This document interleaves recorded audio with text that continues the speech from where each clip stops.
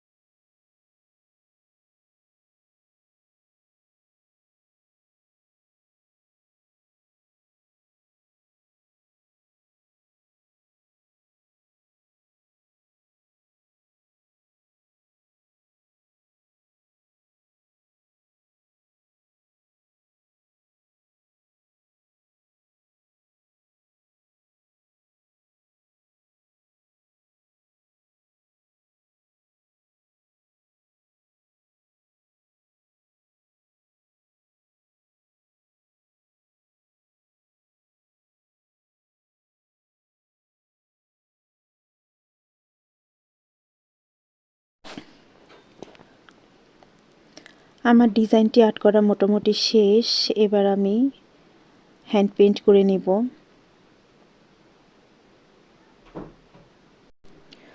ফুলগুলোতে গোলাপি কালার দেব, কিন্তু আমার কাছে গোলাপি রং ছিল না, তাই লালের সাথে সাদা কালার মিক্সড করে গোলাপি কালার করে নিয়েছি।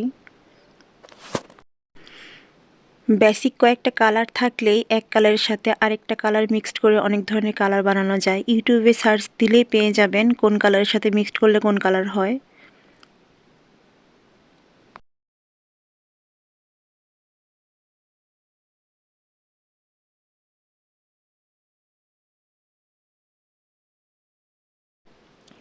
হ্যান্ড পেইন্টের কাজ যেহেতু প্রথম করছি, তাই জানি না কেমন হচ্ছে, ভালোভাবে করার চেষ্টা করছি।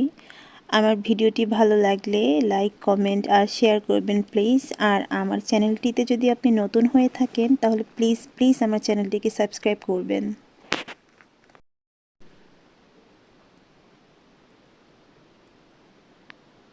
আমি এখানে 2টা কালার ব্যবহার করব। ফুলগুলোর জন্য দেব গোলাপি কালার, আর পাতা আর ডালগুলোতে সবুজ কালার দিব।